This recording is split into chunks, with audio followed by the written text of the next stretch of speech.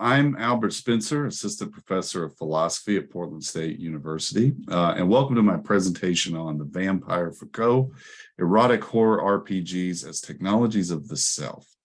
The purpose of my presentation is to begin to make the link between the philosophical ideas of Michel Foucault, the French philosopher and sociologist, to role-playing game studies. And this concept of the technologies of power is actually found in a book published posthumously that sort of compiles a variety of lectures that Foucault gave not long before his death. In fact, in some ways, the way he describes his career does seem applicable to role-playing games in general, when he states that he has studied three traditional problems: the relationships we have to truth, to scientific knowledge, to those truth games, which are so important in civilization and in which we are both subject and object. What are the relationships we have to others through those strange strategies and power relationships? And three, what are the relationships between truth, power, and self? Any aficionado of role-playing games can see where, given that description that Foucault has put forward about truth games, of course, he's referring to things like science, medicine, and other institutions, would also apply to role-playing games, right? I mean, we're engaged in conversations and certain social rituals that play on these notions of truth, power, and self. And later in the work, he also defines technologies of the self specifically as those practices whereby individuals, by their own means or with the help of others, acted on their bodies, souls, thoughts, conduct, and ways of being in order to transform themselves to attain a certain state of perfection or happiness. He gives several examples of these, such as the Socratic method, Stoic ascesis, Catholic confession, psychoanalysis. Elsewhere, he talks about BDSM, which has been described as a form of sexual role-playing games. But in particular, ascesis is very relevant to making this connection to role-playing games, because in that technique, the Stoic master would actually describe certain hypothetical scenarios to the Stoic student, and that presented certain moral dilemmas, and ask the student how they would respond. So it was a form of role-playing games that was meant to dramatically rehearse what they would do, if these events ever arose. So there's a lot of overlap there between this concept of technologies of the self and role-playing games. I mean, both are social rituals where a game master and player routinely meet to construct and participate in a shared imagined world. But thanks to a lot of the role-playing game theory, especially the vocabulary compiled by Bowman and Hugaas, we can see where notions of things like alibi, immersion, and bleed explain how this process of transformation often occurs in role-playing games. So while quite often we just play for entertainment and escape, most of us find this hobby so compelling because we have had those transformative experiences where through these interactions, right, we either become completely immersed or we experience some kind of bleed that is transformative. And likewise, this leads to the attainment of certain states of perfection. We can experience a possessing force where we feel we've actually become the character.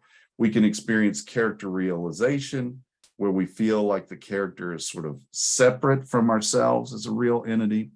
We can experience archetypical reenactment, which is where we surrender to certain mythic or religious roles and archetypes to live out these powerful themes in human experience and culture.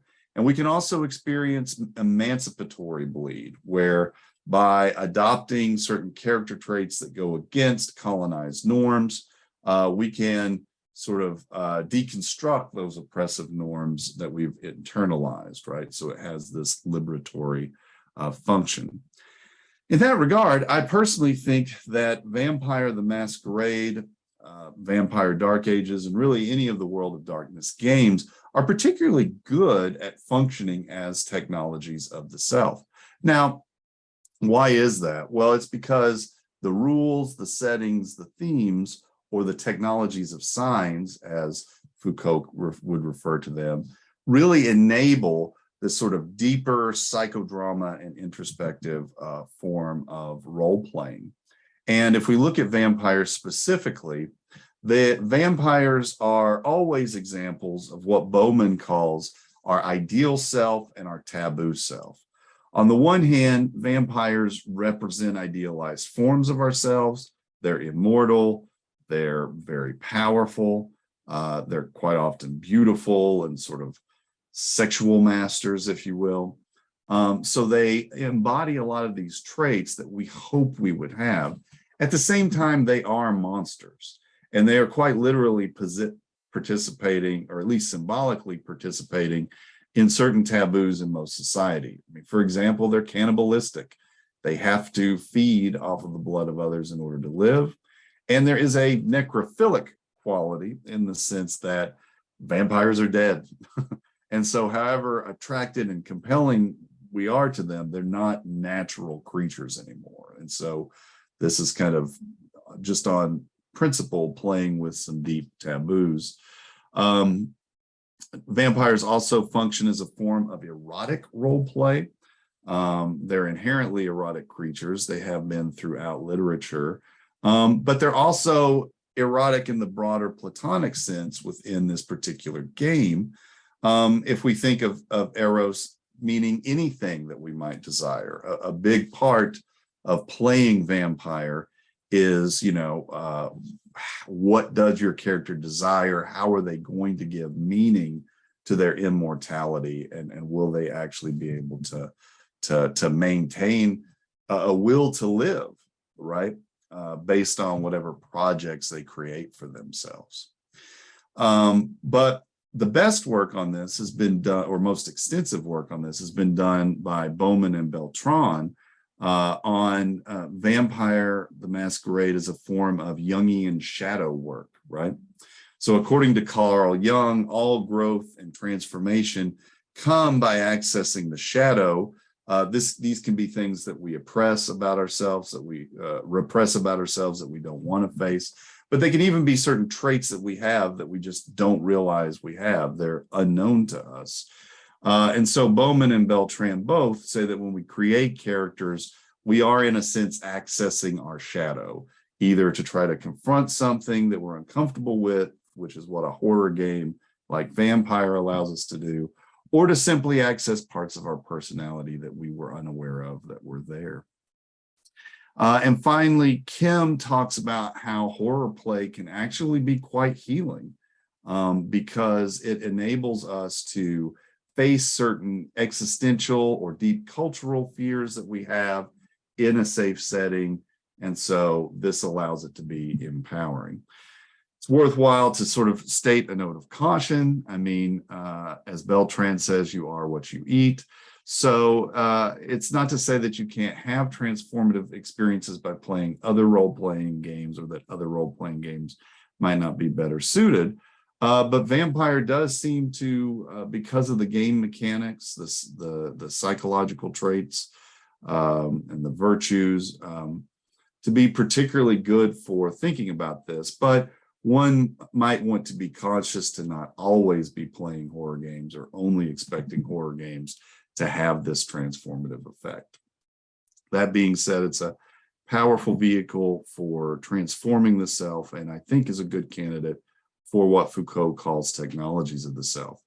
In closing, Foucault also discusses technologies of power, and I think it's worthwhile to consider how role-playing games and Vampire the Masquerade might function in this way as well, in that not only through self-transformation do we empower ourselves, and that has a political impact, but as Kemper was saying, by weirding the self, by playing characters that society doesn't deem as appropriate necessarily, it does give us this opportunity to sort of resist these colonized norms. But I also think there's potential in understanding how role-playing games help us to guard against more what Laycock calls moral panics, right? Which is where, as a society, we get invested in a shared imagined world, but for example, like the QAnon conspiracy or the satanic panic, but we don't necessarily appreciate that it is, something that we and participants are socially constructing. So, role-playing games have this ability to help guard us against that on some level. So thank you for listening to my video, and I hope you enjoy the rest of the conference.